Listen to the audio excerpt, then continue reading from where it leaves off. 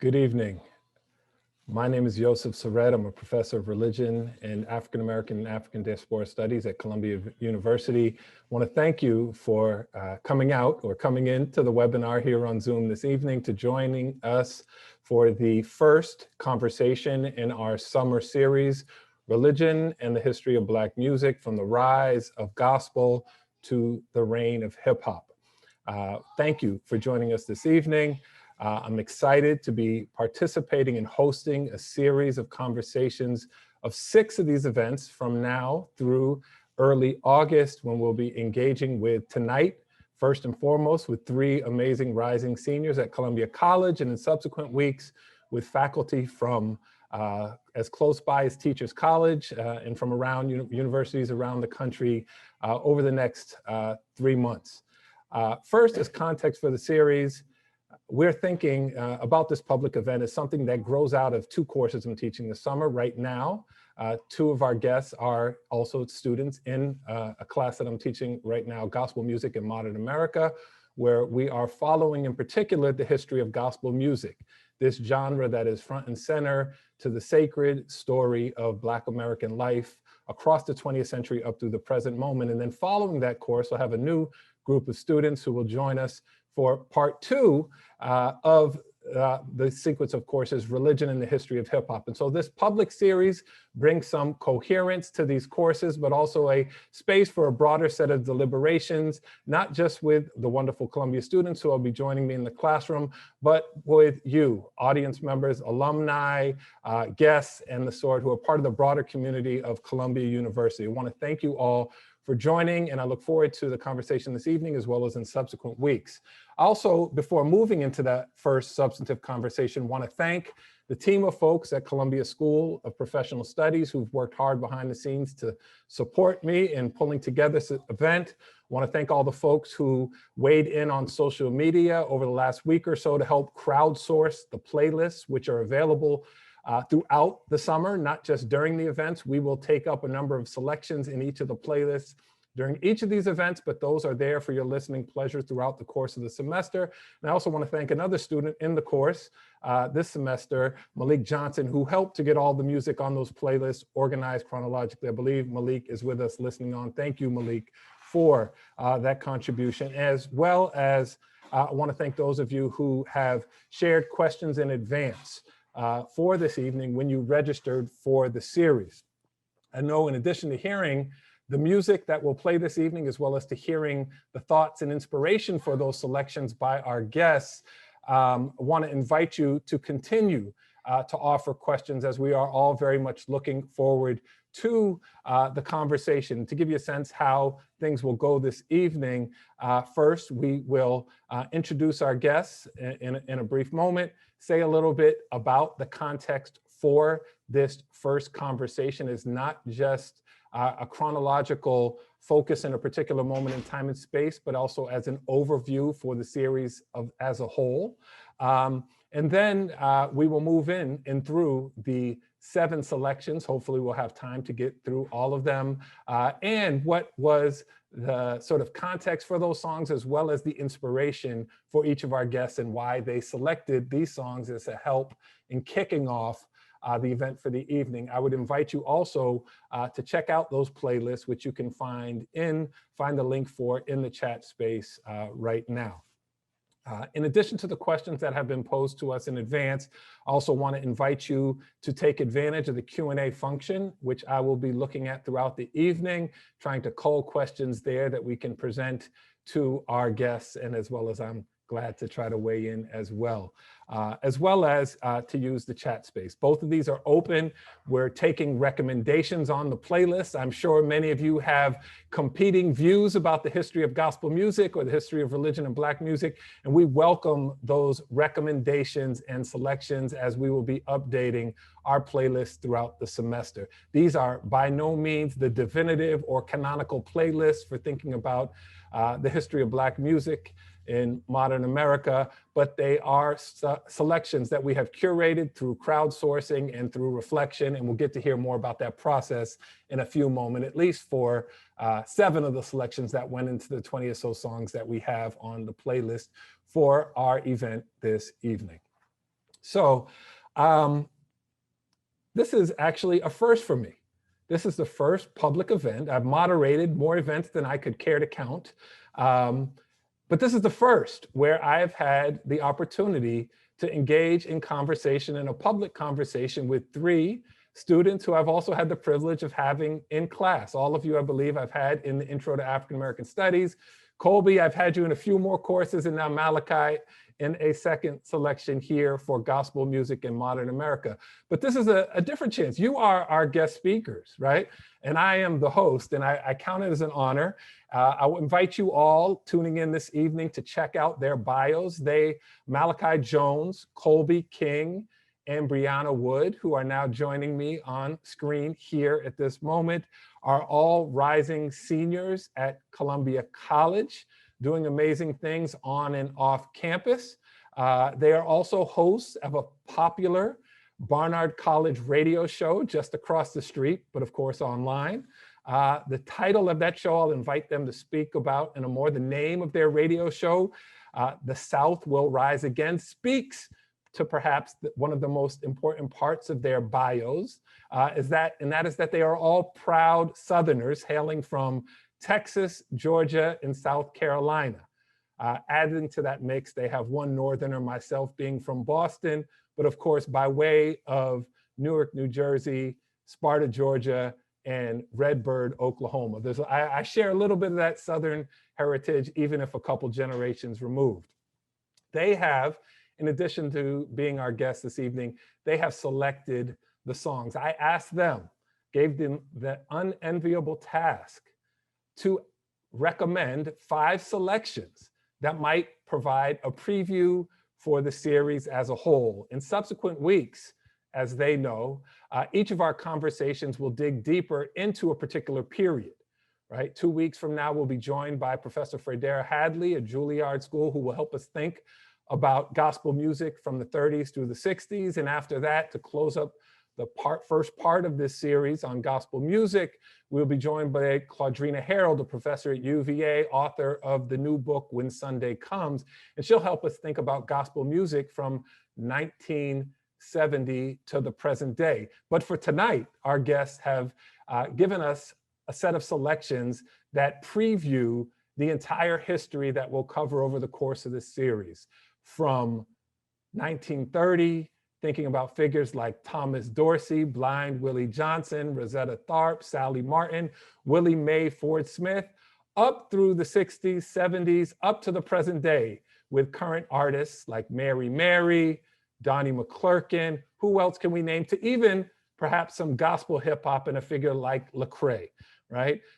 And so they've given us a selection that by no means can cover everything, but gives us a snapshot of the complexity, the contradictions. I think that was the key word that kept showing up in gospel music class earlier today. How do we account for the competing aesthetic visions, the different kind of commercial ambitions, as well as the racial politics and aesthetic inspirations for gospel music as well as hip hop, a sacred genre, in a genre that has been often understood, I would say misunderstood, as an enemy of or a break from the religious tradition that gives us gospel music. So I want to thank Colby, Malachi, and Brianna for joining us. And by way of an introduction, as a sort of first question, before we move to the musical selection, I want to invite you to tell us a little bit about your radio show, The South Will Rise Again. Why this title? Tell us a little bit about what this series of radio shows throughout the spring, what you hope to capture through this.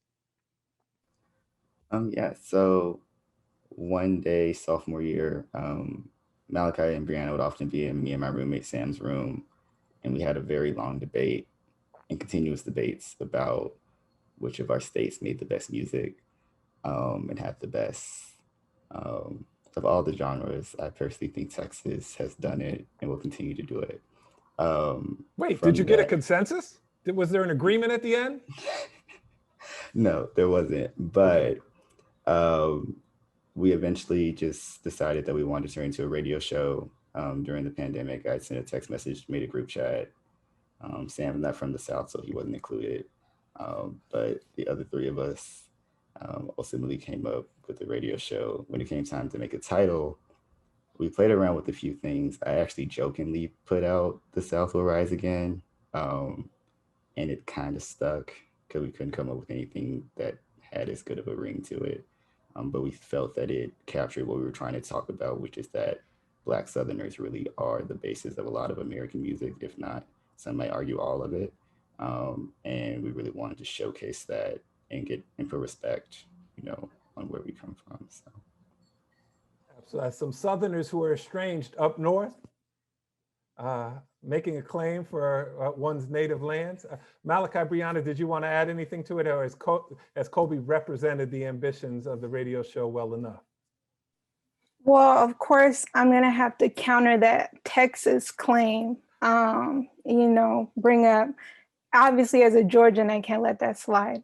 But to say more about, I guess, the structure, we were able to basically go through most of the major Southern states. And, despite, my opinion that Georgia's the best, I will say it was like definitely a learning experience because we took each week to just explore the hip hop of a state.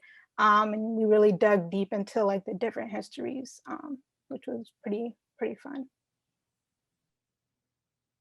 I'll just hop on the end of that. I'm between them, so I don't think either Georgia nor Texas, but South Carolina will have its day. But yeah, no, like Brandon was saying, it's just a really fulfilling and really fun program to do. And for all of us, our respective focuses, it's such a supplement to the gaps and the cultural ties that we care about. So I don't want to start any fights at the outset, but I'll weigh in here as a bridge to our first song, right? We begin, thinking about the history of gospel music in modern America. And of course, a backdrop for the music is the sound of the migration, right? A movement from South to North, right? And we think about the sounds of the blues that inspired Thomas Dorsey to become, to innovate within churches in Chicago, himself a migrant from Georgia. But if we were to jump ahead, to think about the present day as a bridge to the first song, what I was perhaps surprised, I don't think it certainly showed up in the crowdsourcing online, but it's not in our playlist for today. There was a moment in which hip hop, was often understood as a genre exclusively tied to the urban North, It was the sound of Black and brown young people in the post-industrial cities, places like the Bronx. I'll claim Roxbury, as Ed O.G. from Boston, Roxbury, the berry, but not the fruit, y'all, is one of the towns, one of the city parts of Boston that I lived in for some time coming up, But if we think about part of what shifted the landscape of religion and hip hop, one cannot tell that story without thinking about a group from Atlanta, ATLians, that Southern that playalistic music, Here, of course, I'm thinking about Outkast. Now, say that not as a shout out to you, Brianna, to take sides against Texas and South Carolina, but especially for thinking about religion and the history of hip hop. I think there is a really significant Atlanta story for thinking about shifts in the genre as a whole, I certainly was thinking about Outkast at the Source Awards in the 90s. The South got something to say. I think Southerners would say that the South has always been riding and rising. I know my grandmother and her own Georgia roots would also claim that. But pivoting, we're going to start with a selection from the North, from that city that was a prime destination for migrants, that also happened to be the birthplace of modern gospel music. Of course, here I'm thinking about Chicago, And the selection that I chose from the 18 that were on there, I chose in part because, the inspiration for this series and for this, at least for the second class, is like most faculty, a professional hazard, a book I'm working on, The Religious History of Hip Hop. It's a book that I had, been wrestling with whether to write for some time. But in 2016, a couple of things happened that sort of just pushed me over the fence, and I had to commit to writing it. And that, I like to think of 2016 as the year of gospel in hip hop, Of course, there was an album by a particular artist who's now gone full scale hip hop, gospel, if you will. Here I'm thinking about Kanye's Sunday Service.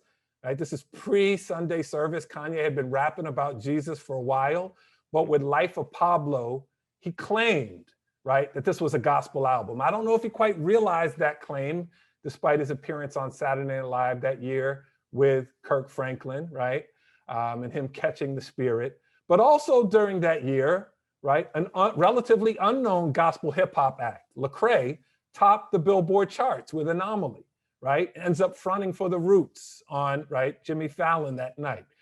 Certainly an unanticipated development, right? That an unknown Christian rapper would top the Billboard charts, not the Christian charts, right? But, right, the one thing that happened that year that perhaps I did not have access to, right, as a teenager, and this is what pushed me over, was Chance the Rapper, right? His coloring book album came through on what Kanye promised but didn't quite achieve, right? Which was a song that moved seamlessly throughout gospel and hip hop and arguably blurred the genre, the line between the two genres, so that it was no longer clear, whether from How Great Is Our God, right? Remaking a popular evangelical hymn, if you will, but just throughout the album, right? He inflects the genre with the sounds of his city long before Chicago became a source and site of hip hop, right? It is the home of gospel music. But, and this is our first selection for this evening, in between acid rap and coloring book, he signaled he was moving in this direction. And so for our first selection today, I want to ask the media team to play Sunday Candy.